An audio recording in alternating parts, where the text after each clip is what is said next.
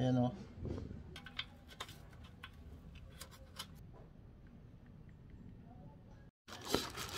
Ito, magagamit nyo ito sa mga Honda clip.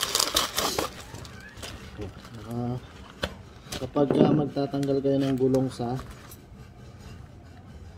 ito, size 24 at saka 27, no? Pero ang kailangan ko dito is 24. Kasi dito sa motor natin, kapag magtatanggal tayo ng panghuling gulong,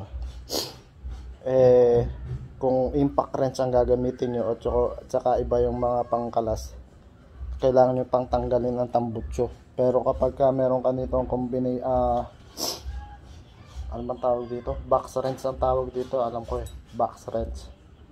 Search nyo na lang, gagawa tayo ng video nito, ito. Tapos doon lang kayo bumili sa Yellow Basket, no? Maganda, makinis, oh. Ito yan, oh. Yun, yung pinaka ano na yan, mahirap yan sa tama kasi yan dito, oh. Kapag ka impact drive ang gagamitin mo, medyo mahirap, kailangan magtanggalin to, tambutso. Kung ito, matatanggal mo siya, yan, oh. Matatanggal mo siya nang hindi na kailangan tanggalin ang tambutso. Yan, oh. Maluwag kasi. May paalog to. May wiggle. Oh.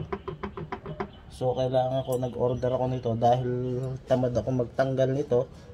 Isa, dalawa, saka sa dalawa pa sa ilalim, meron pa yung tornilyo doon. Ito, dudukutin mo na lang, oh.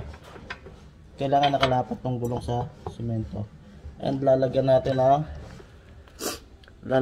ng ano, thread lock. Ito, thread lock para hindi siya kumakalas. Oh, yung paano mabibili to, ilalagay ko na lang din sa Yellow Basket, no. At saka ito, combination. Gusto niyo ito para sa mga Honda click nyo. Oh, pangtanggal ng ano, panghigpit at pang kalas ng nut sa huling gulong. Yan, oh, napakaluwag niyan. Tatanggalin ko, linisan natin. Tapos lagyan natin ang thread lock. Itong thread lock natin na to is kulay blue. Yung pula masyadong strong siya. Masyadong baka mahirap matanggal yan. So kailangan lang natin kulay blue, medium. Yan, oh, medium strength lang siya, nakasulat, oh. Ayun. Yan ang ginagamit namin sa mga makina sa Taiwan. Kaya alam ko yan kung gaano. Baka na lang sa bearing.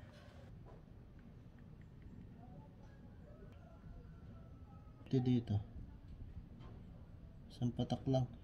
Kita nyo ba? Isang patak lang, oh. Baliktad siguro ang kabit niya.